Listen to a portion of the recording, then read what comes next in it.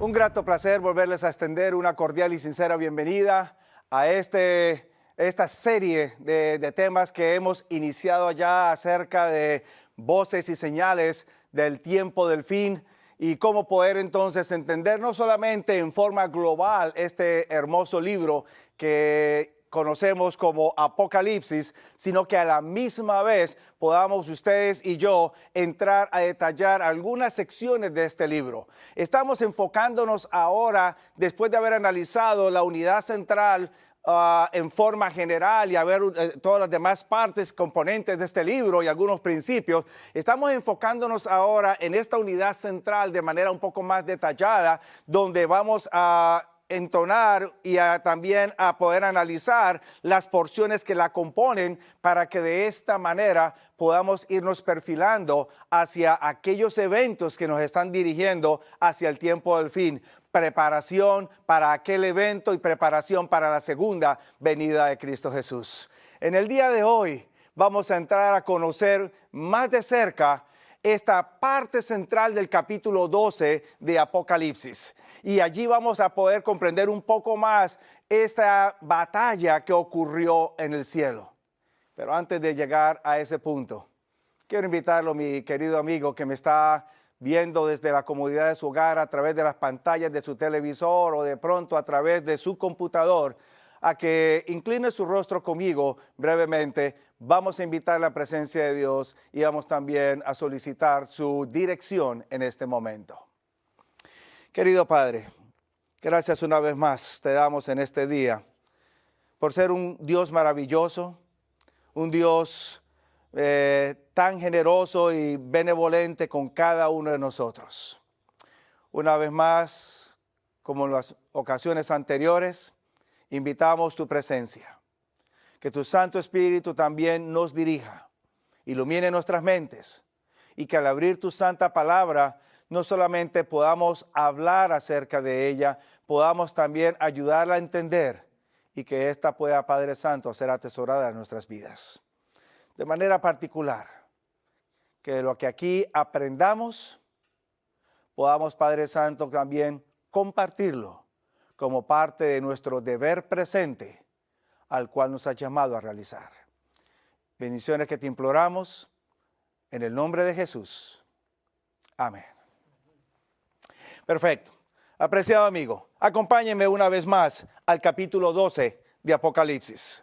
Y vamos en este capítulo a poder seguir ampliando un poco más los detalles. De pronto, a manera de repaso rápido, breve, recordemos un poco acerca de la estructura de este capítulo 12 de Apocalipsis. Apocalipsis 12 me dice a mí que hay un conflicto o una serie de eventos, de escenas que tienen un movimiento de la tierra al cielo, a la tierra, de la siguiente manera. Las escribo aquí para que las podamos entonces ver. La primera escena aparece en la tierra y esta escena aparece descrita en el capítulo 12, los versículos 1 hasta el versículo 6. Después de que esta escena que se mueve o que se realiza en la tierra, luego pasa, se mueve hacia en otra dirección y ahora pasa hacia el cielo. Y esta escena que ocurre en el cielo se encuentra en el capítulo 12, versículo 7 hasta el versículo 12 de este libro. Después de que la escena que ocurre en el cielo se describe, se presenta, luego los elementos o los eventos vuelven a mover una vez más a la tierra. Y entonces allí en la tierra vamos a ver cómo las escenas vuelven o continúan desarrollándose. Y esto aparece allá en el capítulo 12, los versículos 13 hasta el versículo 17. Algo global, algo general para que usted pueda entonces irse dando una idea. Rellenemos un poco más esta breve estructura del capítulo 12. Allí en los eventos que aparecen en la tierra tiene como protagonista a una mujer. Y esta mujer entonces ahora está siendo descrita no como una mujer propiamente hablando, una mujer literal, una persona del sexo femenino o género femenino, sino que ahora esta mujer está describiendo a un pueblo, como lo mencionamos la vez anterior. De manera particular, me ayuda a entender la estrella que esta mujer tiene en su cabeza, una estrella con 12 estrellas y esas estrellas que representan al pueblo de Dios, y ese número 12 que me indica a mí que es una mujer que ha vivido o se ha movido a través de la historia. El número 12 es un número que Dios ha utilizado en la Escritura para representar a su pueblo a través de la historia. Hablamos de 12 patriarcas que existieron entre Adán y Noé. 12 patriarcas que existieron entre Noé y Jacob.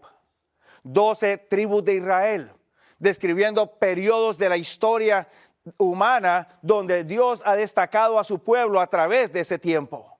Después 12 apóstoles. Y luego entonces viene la iglesia cristiana.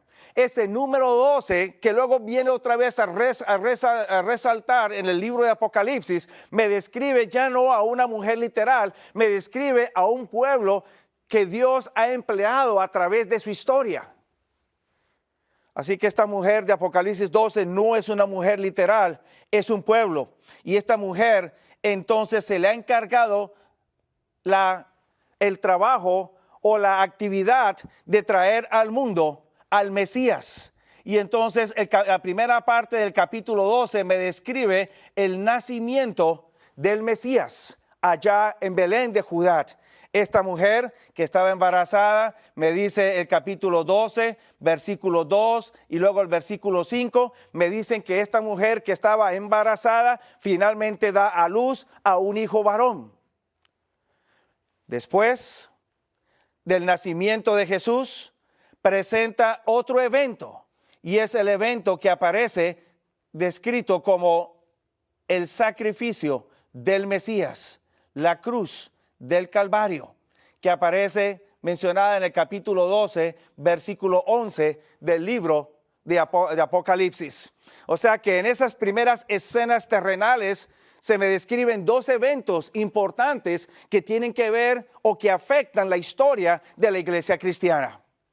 Cuando venimos a las escenas en el cielo, encontramos ahora que hay una guerra. Pero esto es una guerra interesante, porque junto con esa guerra hay una consecuencia, hay un lanzamiento de un perdedor. Esta guerra aparece descrita en los versículos 7 al 9. Y el lanzamiento aparece descrito en los versículos 9 hasta el versículo 12. Ahora bien, este es el suceso del cual nos vamos a preocupar o nos vamos a concentrar en el día de hoy. Pero no quisiera hacerlo sin antes volver otra vez a mencionar cómo en la última porción del capítulo 12, otra vez la mujer vuelve a ser protagonista. Y en esta ocasión, la mujer va a ser protagonista en dos periodos diferentes. Me va a hablar ahora el capítulo 12 de Apocalipsis de un periodo de 1260 años y entonces del periodo del tiempo del fin. Y esto aparece allá en el capítulo 12, los versículos 13 al 16 y luego el capítulo 12, versículo 17. Breve estructura, una estructura general, pero una estructura que nos va a presentar ahora cómo Dios ha obrado a través de la historia, preparando la venida del Mesías.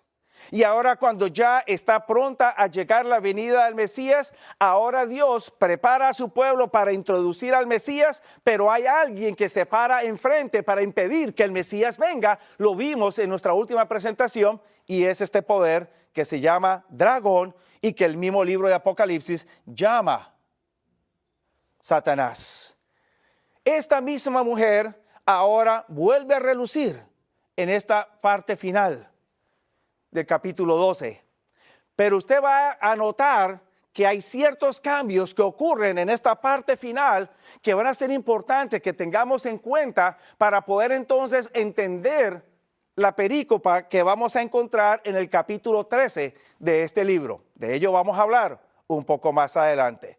Por ahora me gustaría entonces que pudiéramos concentrarnos en esta parte central, el conflicto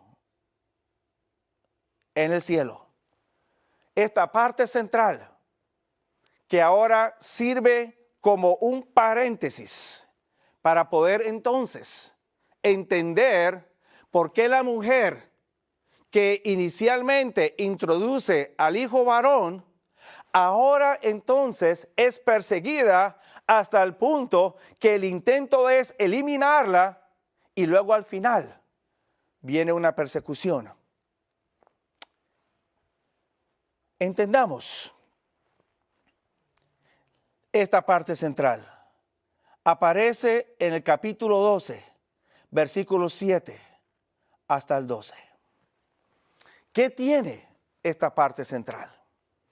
En esta parte central hay dos eventos que se van a mencionar, como les indiqué un poco antes. Hay una batalla o hay una guerra. Y luego entonces va a haber un lanzamiento. Vamos en primer lugar a concentrarnos en esta batalla. Entendamos los elementos de esta batalla.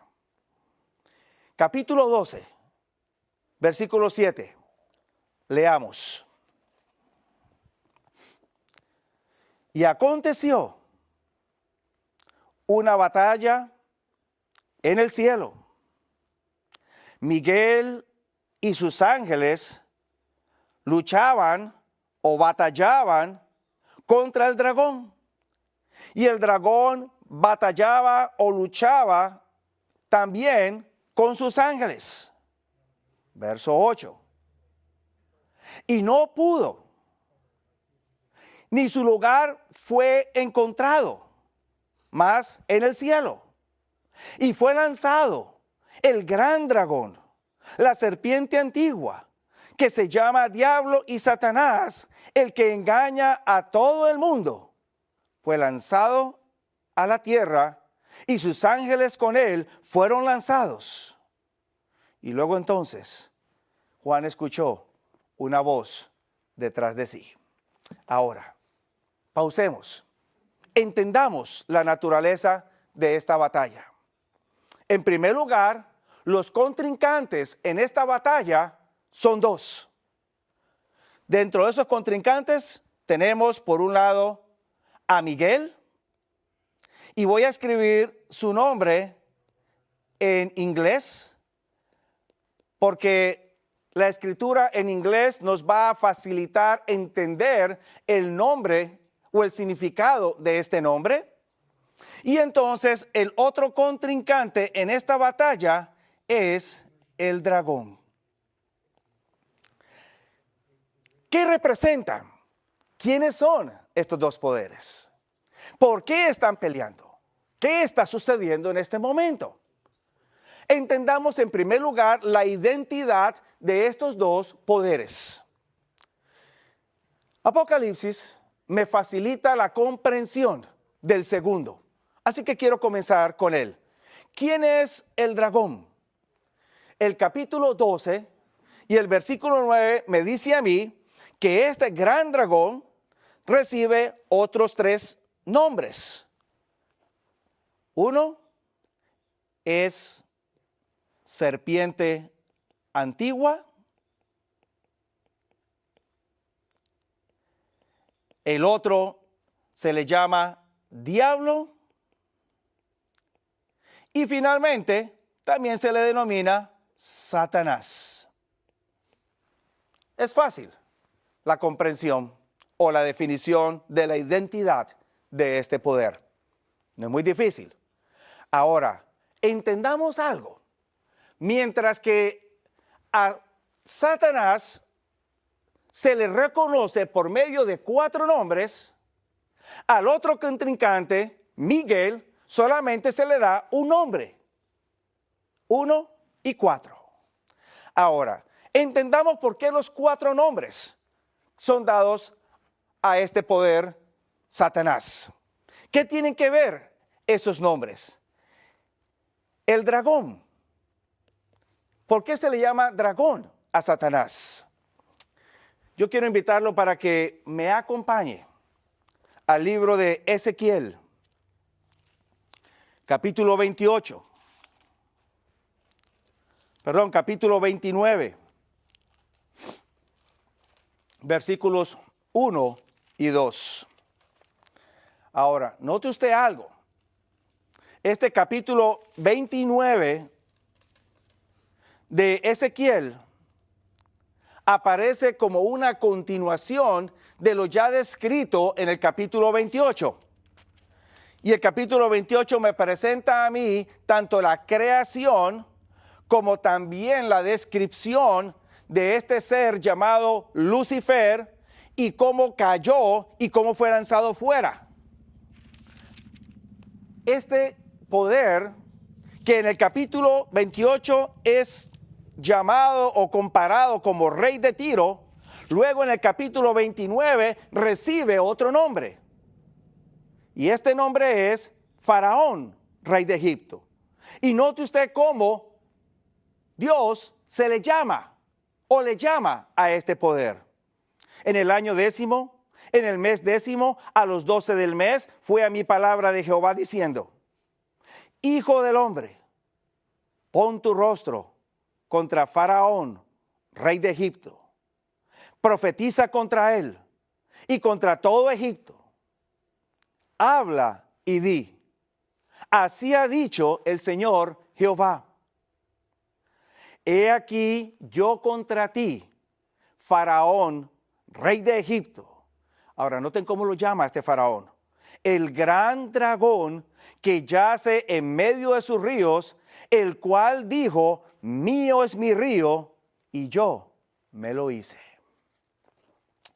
Así que, según Ezequiel, Dios utiliza el término dragón para referirse a un rey, lo cual empieza a mostrar un poco la naturaleza de este poder que aparece descrito en Apocalipsis 12 y que aparece en conflicto con Miguel. La siguiente serpiente, creo que no sea muy difícil de identificar, serpiente antigua, nos lleva de regreso o nos remonta una vez más de regreso al libro del Génesis.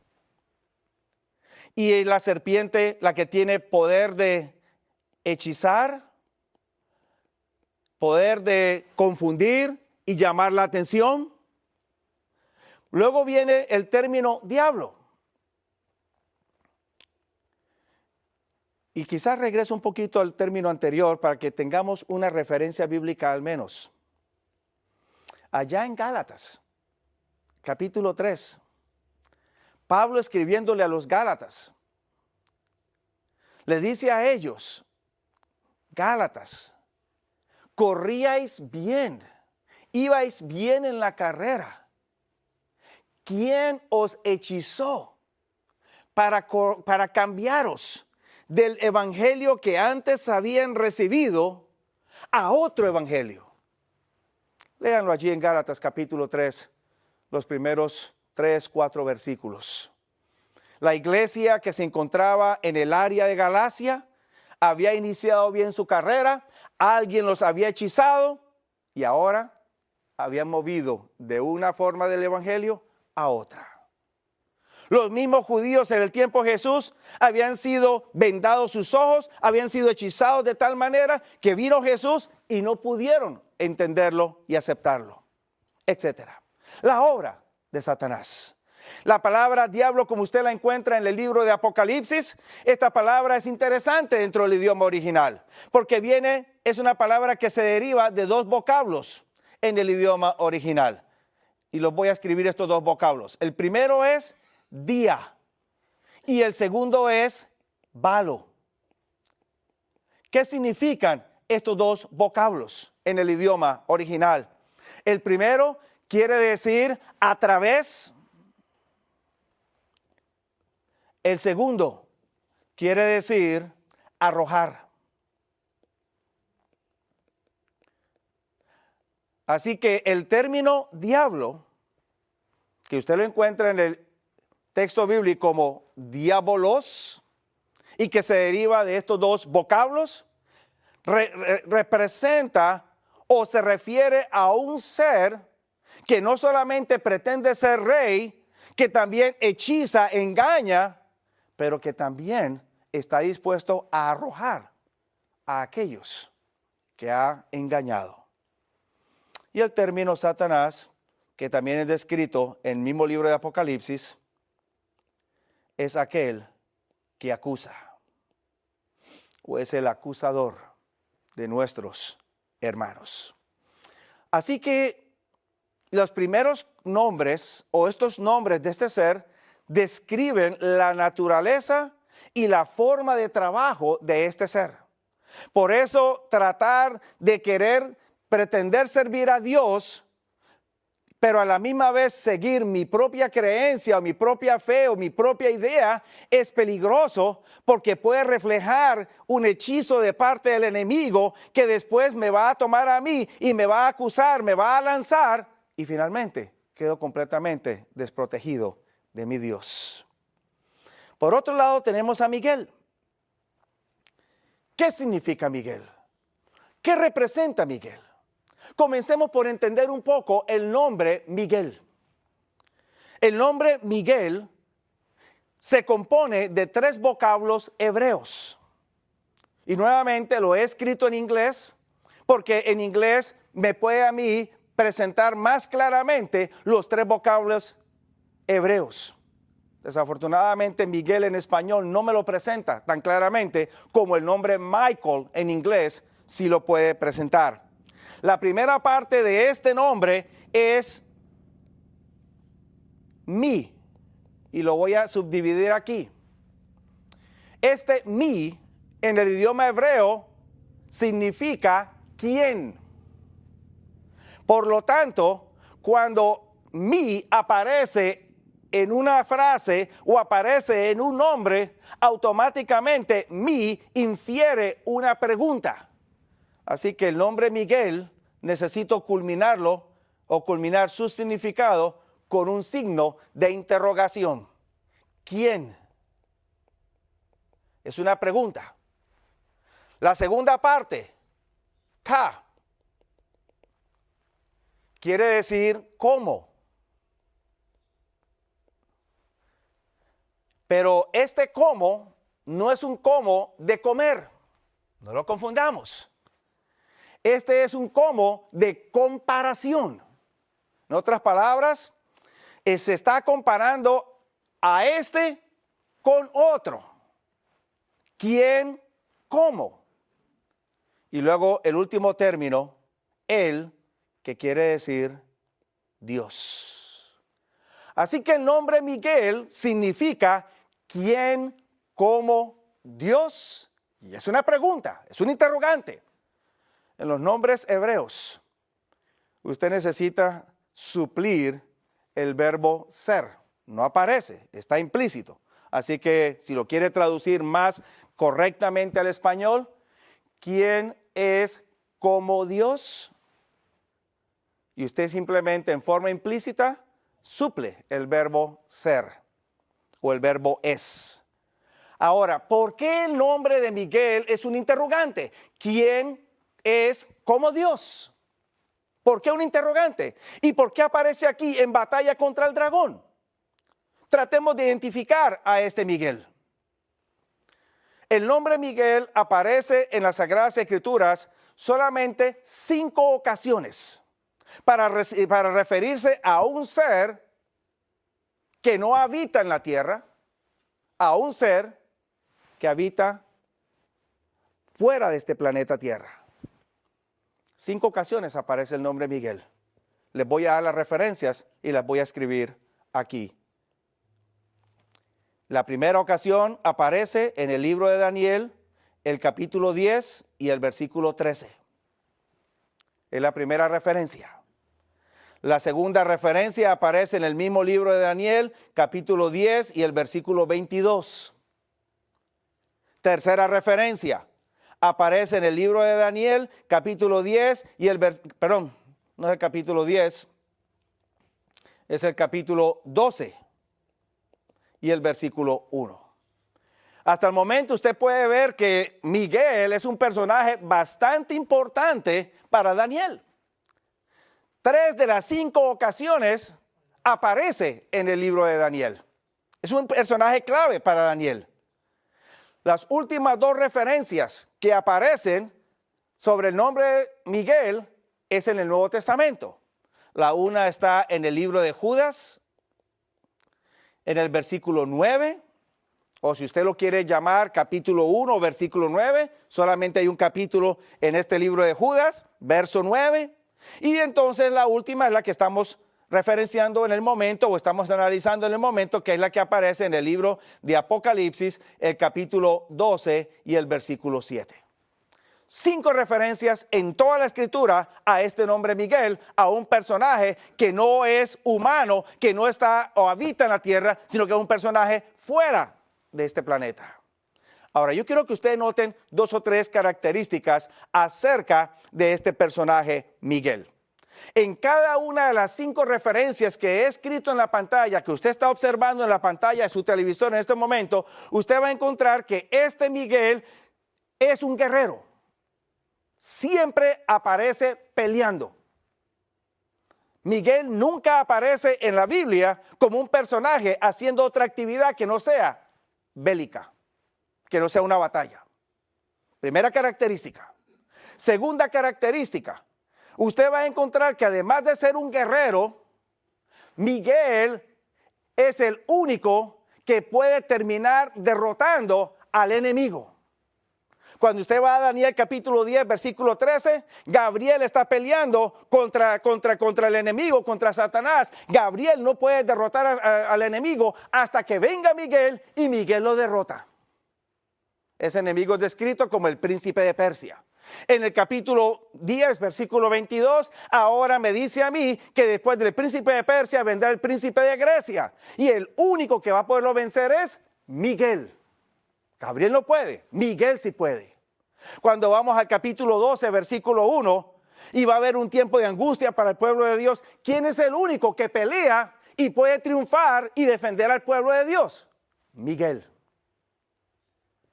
Cuando vamos a Judas versículo 9, 1, 9, está Miguel peleando con Satanás por el cuerpo de Moisés y el único que gana es Miguel.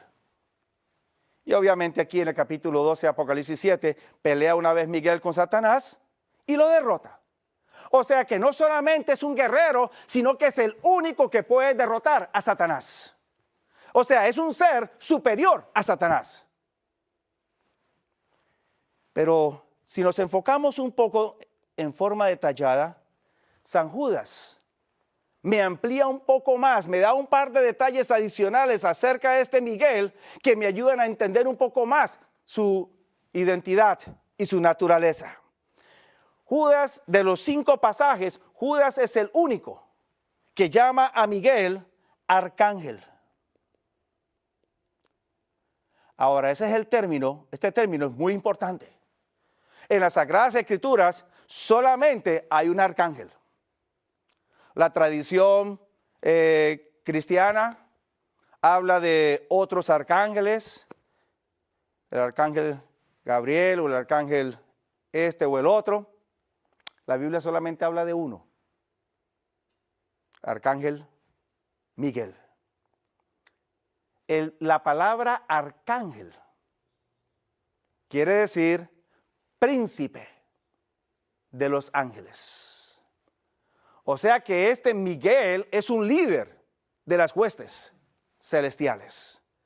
Y este líder aparece ya por primera vez como tal, en esa postura, allá en el libro de Josué, en el capítulo 5. Y les doy la referencia en los versículos 13 hasta el versículo 15. Y en esa ocasión, Josué se encuentra solo y se encuentra con un varón. Y entonces Josué desenvaina su espada y le pregunta, ¿eres tú con nosotros o eres contra nosotros?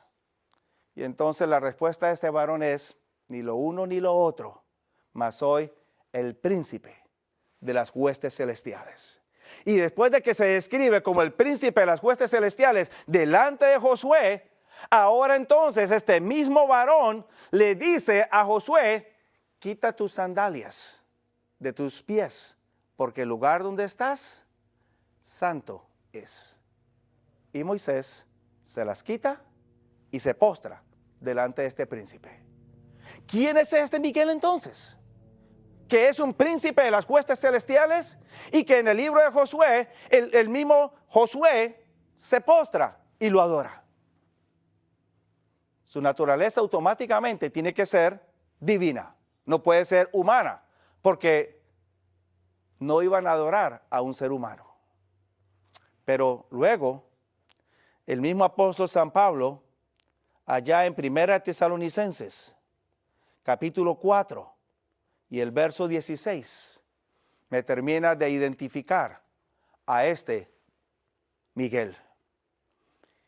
En 1 Tesalonicenses, capítulo 4 y el versículo 6, el apóstol San Pablo, hablando acerca de la promesa de la segunda venida de Jesús y de la resurrección de los muertos.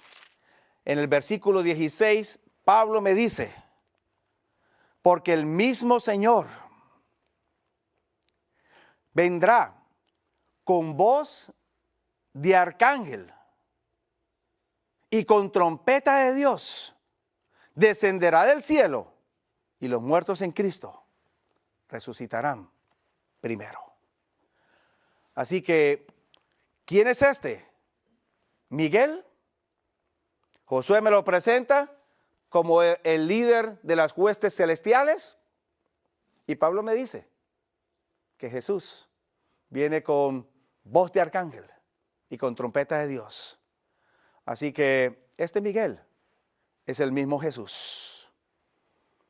Concepto que es ampliamente también entendido y apoyado por la sierva del Señor en sus escritos, cuando ella escribe en diferentes porciones, como el libro de Apocalipsis, el conflicto de los siglos, analizando el libro de Apocalipsis, y en otros pasajes más, donde ella presenta a Miguel como Jesús, nuestro Salvador. El concepto bíblico me lo amplía también y me ayuda a entender por qué entonces ahora Miguel está peleando contra Satanás, no bajo el nombre de Emmanuel, o no bajo el nombre de Jesús, o no bajo el nombre Señor u otro nombre más, sino que está peleando bajo el nombre de Miguel. ¿Por qué razón aparece peleando bajo el nombre Miguel? La única razón es porque este Satanás, esta serpiente antigua, también quiso usurpar una posición que también está en contraste o está en conflicto con el nombre Miguel. Según Isaías, el capítulo 14, versículos 12 hasta el 14, me dice el profeta que este ser llamado Lucifer cayó del cielo. Y el texto bíblico me dice, ¿cómo caíste del cielo, oh lucero? Tú que decías en tu corazón, ascenderé al cielo, colocaré mi trono en el aquilón. Y luego el versículo 14 me dice a mí, y seré semejante al Altísimo. Satanás pretendía ser semejante al Altísimo.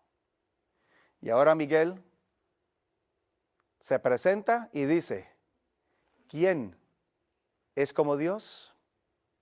¿Quién es el único que puede ser como el Altísimo?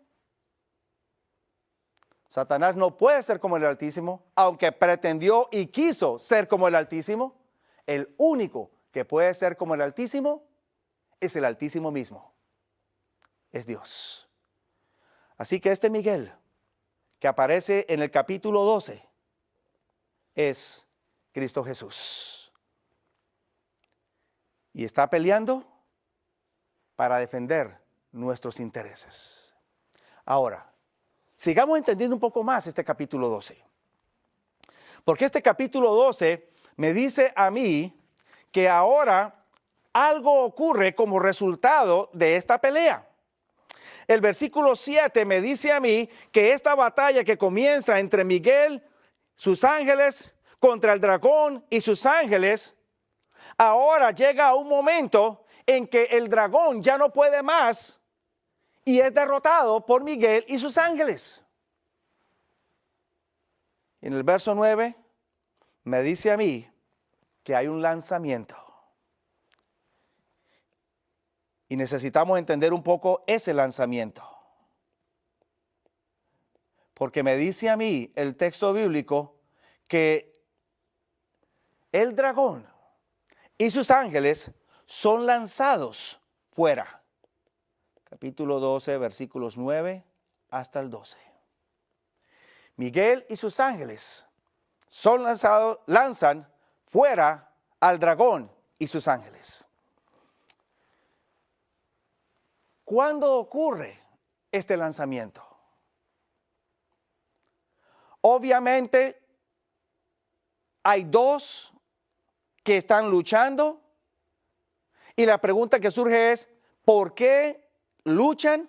¿Por qué se lanza a Satanás? ¿Y cuándo se lanza? Y vamos a dejar que la palabra de Dios nos ayude a entender. ¿Por qué la lucha entre Miguel o Jesús y Satanás? ¿Y por qué la lucha en el cielo?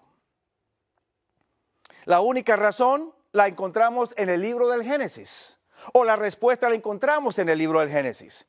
Cuando usted va al libro del Génesis, en el capítulo 2, usted va a encontrar en el capítulo 2 que Dios, después de crear al hombre a su imagen y a su semejanza, le hace una advertencia al hombre.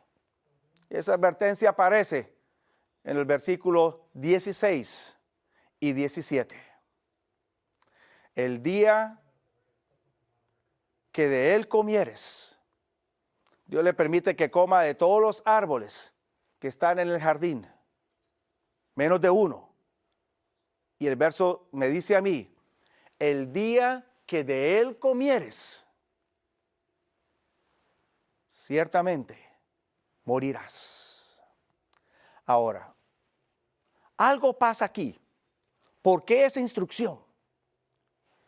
Génesis me dice a mí, allá en el capítulo 1, en el versículo 26, que cuando Dios hace al hombre, no solamente lo hace a su imagen, también lo hace a su semejanza, y en tercer lugar, Dios le agrega un tercer don y es dominio sobre toda la creación.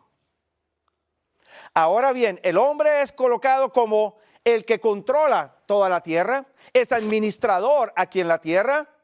Mientras Dios administra a nivel universal, el hombre administra a nivel terrenal. Y en esa calidad de administrador es que Dios le hace una advertencia a Adán. Puedes comer de todos los árboles, menos de uno, pero el día que comas de ese uno, ese día ciertamente morirás. Ahora, ¿por qué la advertencia? Indica entonces que ya hay un conflicto que ha comenzado. El rebelde se ha entonces rebelado contra Dios y amenaza con afectar la nueva creación de Dios. Y Dios entonces le da la oportunidad a Adán de que muestre su lealtad a él. Y entonces viene la advertencia del capítulo 2. En el capítulo 3 encontramos lo que sucede. El hombre peca. Pero lo interesante es que el versículo 6 y 7 del capítulo 3 de Génesis me dicen a mí que cuando el hombre peca, se le abren sus ojos, se ve desnudo, corre a ocultarse, pero el hombre no muere en ese momento. El hombre no muere en ese momento. Qué interesante, porque la advertencia de Génesis capítulo 2, verso 17 me decía, el día que de él comieres, ciertamente morirás. Y esa traducción es muy interesante si la queremos ver desde la perspectiva del idioma original. Porque el idioma original me dice a mí, el día que de él comieres, muriendo, morirás. Es la traducción literal en el idioma original. En otras palabras, el verbo morir aparece 2 veces repetido. Muriendo, morirás. Esa repetición del verbo implica el énfasis y la certeza de que esto ocurriría.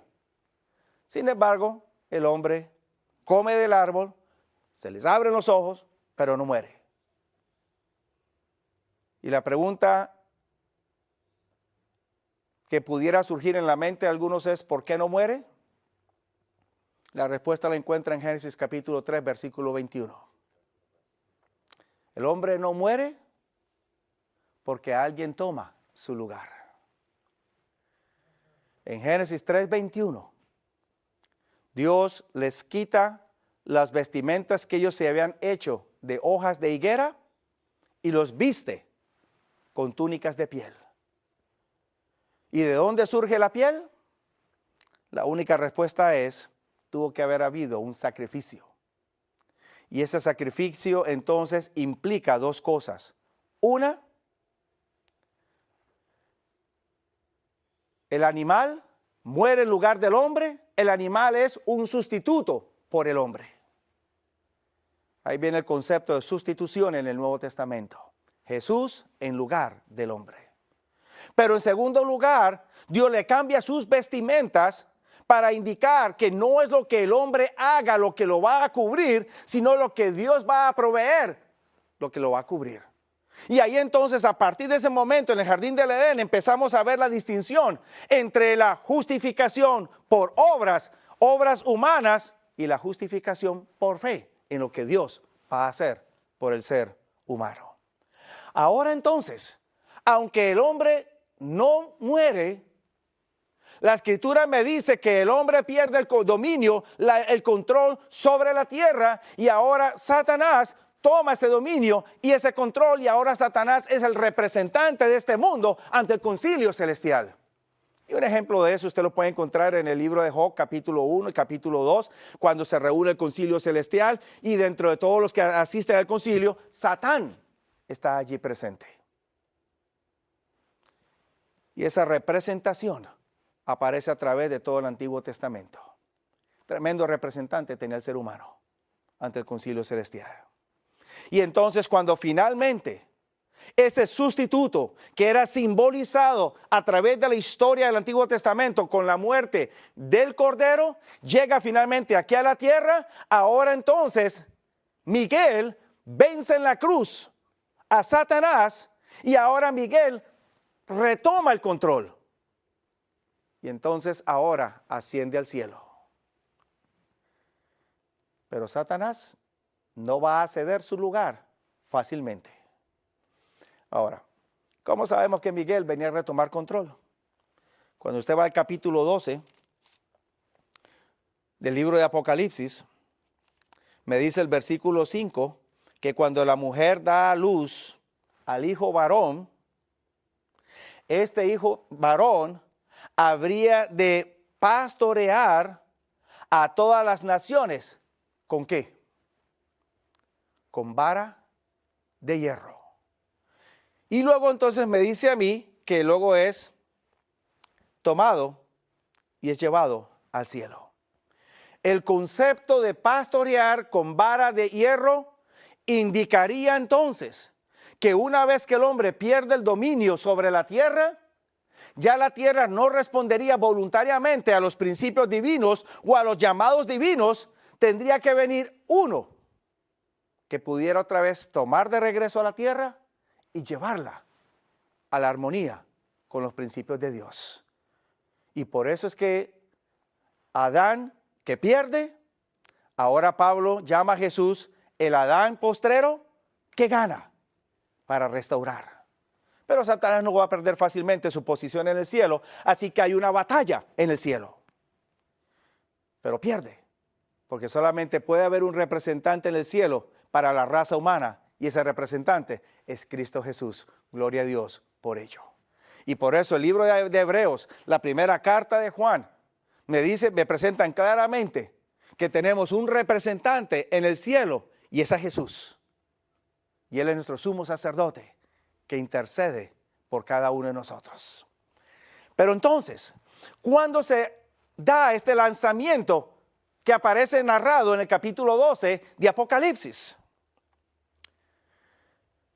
La palabra de Dios me dice que Satanás experimenta dos lanzamientos del cielo.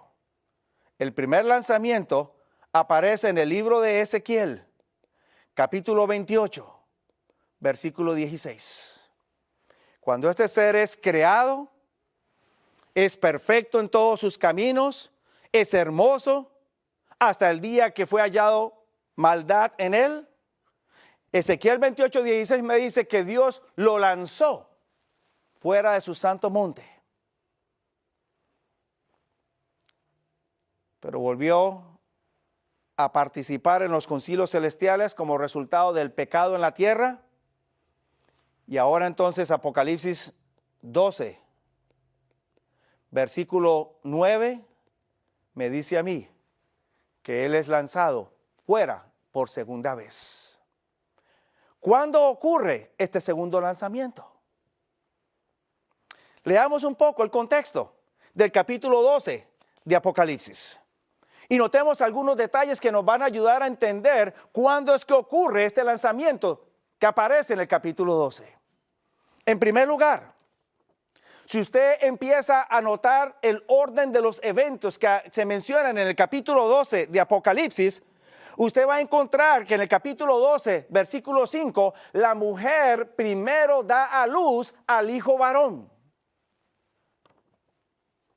En segundo lugar, este hijo varón entonces es separado de la mujer.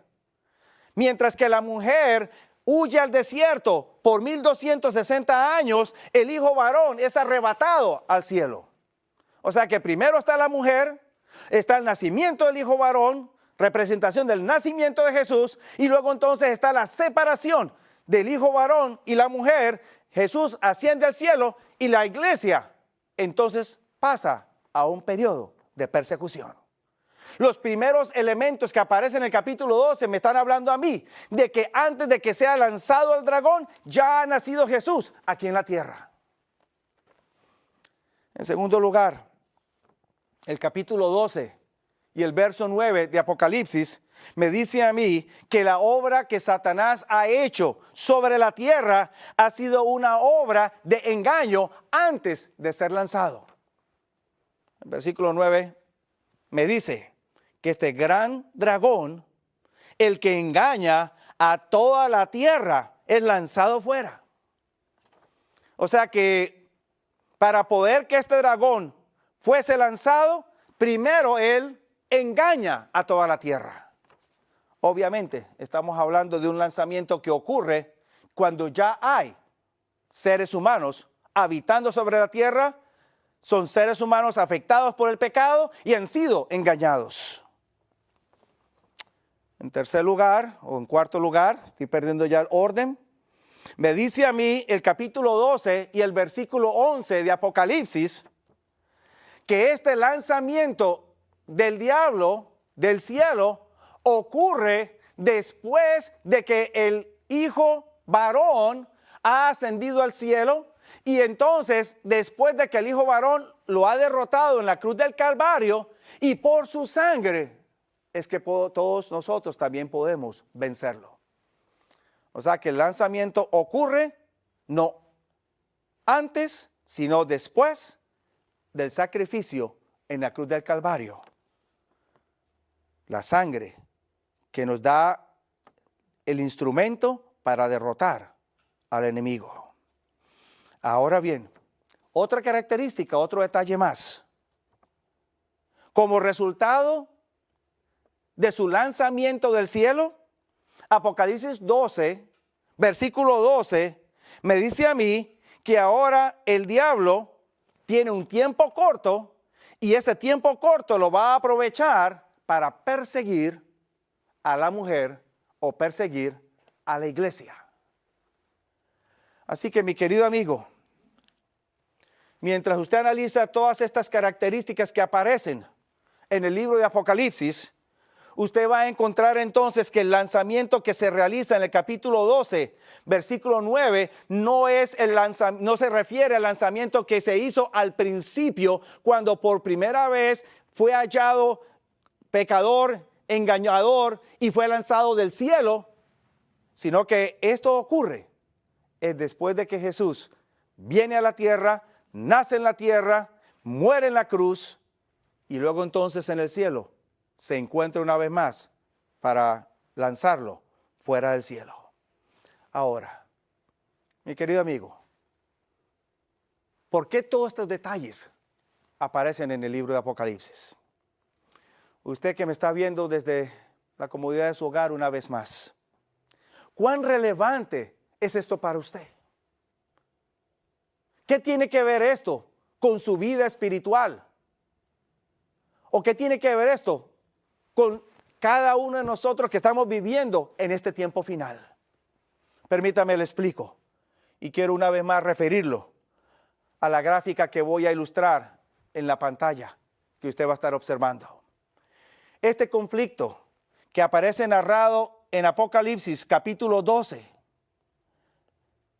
y que aparece como teniendo a dos protagonistas, Miguel por un lado y el dragón por el otro lado, usted va a encontrar que este conflicto no es un conflicto solamente por quién tiene más poder, quién tiene más fuerza o por tener dominio territorial sobre un planeta o un grupo de personas. Este conflicto no tiene que ver con nada de eso, aunque algunos quizás lo puedan ver desde esa perspectiva. Este conflicto tiene como centro el ser humano, usted, mi persona, nosotros. Sí, los antagonistas son Miguel y Satanás, o Miguel y el dragón, pero el centro somos nosotros. ¿Por qué estamos como el centro de este conflicto? Estamos como el centro de este conflicto por la siguiente razón. Miguel desea nuestra adoración. Miguel desea nuestro servicio. Miguel desea nuestra obediencia. Y a eso usted, a esa lista le puede agregar unos cuantos más. Y la pregunta que surge es, ¿merece Jesús o merece Miguel nuestra adoración? ¿Merece nuestro servicio? ¿Merece nuestra lealtad, nuestra obediencia? ¿Merece Miguel o Jesús todos esos detalles? ¿Qué creen ustedes? La respuesta es obvia. Claro que sí. Personalmente estoy dispuesto a brindarle todo eso a Jesús. Es mi creador y es mi salvador. Pero aquí viene el detalle, mi querido amigo. Y es el siguiente. Al igual que Miguel, el dragón también desea mi adoración. El dragón también desea mi servicio. También desea mi obediencia. También desea mi lealtad y todos los demás elementos que usted quiera incluir en la lista. Y ahora la pregunta que usted necesita hacerse en este momento es, ¿merece el dragón todo eso de parte nuestra? Quizás segunda pregunta que necesitaría formularse, ¿estaría usted dispuesto a brindarle al dragón todos esos detalles? Me parece que la respuesta es obvia. No creo que nadie en su sano juicio estaría dispuesto a brindarle a Satanás servicio, adoración, lealtad, obediencia, etc. Ahora, aquí es donde va a venir un poco la confusión. Y lo quiero referir brevemente a algo que mencionase en tiempo anterior, en una conferencia, en una presentación anterior sobre esta misma serie. En el pueblo de Israel antiguamente, el pueblo no se apartó completamente de Dios, pero el pueblo mezcló la fe de Dios con la fe de Baal, se confundió y terminó adorando a Dios en forma confusa, no clara, hasta el punto que ellos estaban claudicando entre dos pensamientos. En el tiempo de Jesús, los judíos también pasaron por esa misma experiencia. Por un lado creían en Dios, pero por otro lado tenían su tradición. Mezclaron las dos y terminaron negando y clamando a Jesús en la cruz del Calvario. La palabra de Dios me dice en Apocalipsis que esta mujer, que tiene un inicio noble, bueno, porque introduce al Mesías aquí a la tierra, también experimentará cambios. Y entonces mezclará la fe del Señor con otras tradiciones, otras creencias, otras prácticas, y formará un sistema religioso completamente diferente y nuevo que confundirá al ser humano. Y ahora yo le pregunto a usted, ¿cómo está usted en su relación con el Señor? ¿Cómo está su teología? ¿Cómo está su creencia, su fe? ¿Está clara con las Escrituras? ¿O usted habrá mezclado su fe con otras prácticas y otras creencias? La palabra de Dios me dice a mí que en este tiempo final el diablo no me va a perseguir simplemente porque creo en Dios o simplemente porque voy a la iglesia. Cuando leo Apocalipsis correctamente en el capítulo 12, versículo 17, el diablo no le interesa si yo creo en Dios o al diablo no le interesa si voy a la iglesia. Eso es inverosímil para él.